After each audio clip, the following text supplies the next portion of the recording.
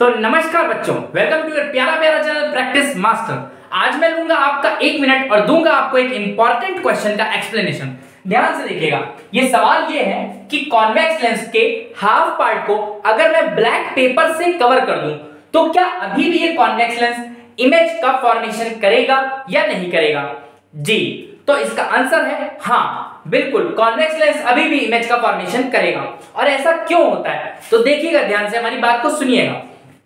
Convex lens पे जब भी इमेज रेज गिरती हैं ऑब्जेक्ट से, तो ऑब्जेक्ट से निकलती इनफाइनाइट रेज हैं, वो इनफाइनाइट रेज कॉन्वेक्स लेंस पे गिरती भी हैं, और वही इनफाइनाइट रेज कॉन्वेक्स लेंस पे गिरने के बाद कॉन्वेक्स लेंस से निकलती भी हैं, और वही इनफाइनाइट रेज किसी एक पॉइंट पे जाके मिलती है और उस पॉइंट पर बनती है हमारी फाइनल इमेज।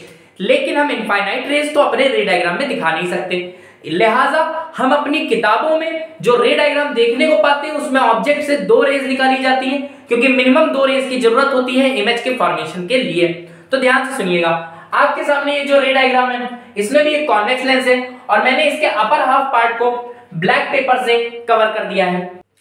तो क्या होता है कि ऑब्जेक्ट को मैंने 2f1 के आगे रखा है, तो मैं क्या देखता हूं कि ऑब्जेक्ट से निकलने वाली रे, पहली रे फोकस से निकलती है, जो रे फोकस से गुजरने के बाद लेंस से पार होने पर parallel to the principal axis हो जाती है, और जो दूसरी रे है उसको मैंने देखा वो फोकस के थोड़ा आगे से गिरी और कॉन्वेक्स लेंस के ऊपर गिरी है और वो थोड़ा सा इधर बेंड होकर के सीधे निकल जाती है। दोनों की दोनों रेस कटती कहां पर है? 2f2 के आगे, वहां पर बनती है हमारी फाइनल इमेज, जो कि अभी भी बन रही है रियल और inverted and the same size जैसा ये कवर करने से पहले बन रही थी। बात इतनी क्लियर है? क्लियर है। चलिए अब हम लोग लोअर हाफ प्लेन को कवर करके देखते हैं। तो lower half part of convex lens को अगर हम ब्लैक पेपर से कवर करें तो देखिए क्या होगा।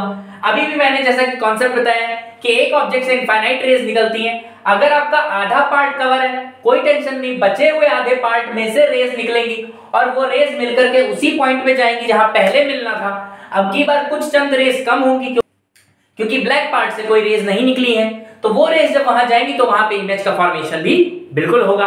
तो ध्यान से देखिए, इस वाले रे डायग्राम में यही दिखाया गया है, इमेज का फॉर्मेशन हो रहा है।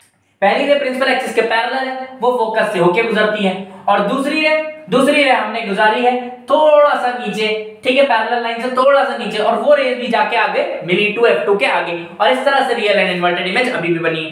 तो सवाल ये आता है, पहले सवाल का उत्तर तो हो गया कि हाँ इमेज बनेगी कि नहीं बनेगी, तो बिल्कुल इमेज बनी है। दूसरा सवाल एक मैं आपसे पूछ लेता हूं, बताइए कि फिर फर्क क्या आया पहले वाले रे डायग्राम में और नए वाले रे डायग्राम में, क्या फर्क है? इसका जवाब भी सुन के जाइए। पहले वाले रे डायग्राम और नए वाले रे डायग्राम में ये फर्क है कि जब पहले वाला रे डायग्राम था तो नंबर ऑफ रेज जो उस पॉइंट पे मिल रही थी वो ज्यादा थी। जब नंबर ऑफ रेज ज्यादा मिलती हैं तो उस पॉइंट पे इंटेंसिटी ऑफ लाइट बढ़ जाती है। अब ये वाला जो रे डायग्राम है इसमें हाफ पार्ट से रेज जा रही है तो नंबर ऑफ रेज कम है, इसलिए इंटेंसिटी ऑफ लाइट भी कम है। तो पहले रे डायग्राम और नए रे डायग्राम में अंतर इतना है कि दूसरे रे डायग्राम में इंटेंसिटी ऑफ लाइट कम है। तो अगर आपको ये सवाल अच्छा लगा हो चैनल को सब्सक्राइब कर दीजिएगा, शेयर कर दीजिएगा, बेल आइकन दबा दीजिएगा जिससे नेक्स्ट वीडियो की नोटिफिकेशन आपको मिल जाए। सरफेस एरिया एंड वॉल्यूम के 2 पार्ट्स पढ़ चुके हैं 3 मार्क्स क्वेश्चन के लिए, जो कि बहुत क्वालिटी क्वेश्चन है, उनको जाके देखिएगा, मैं लिंक डिस्क्रिप्शन में डाल दूंगा। थैंक्स।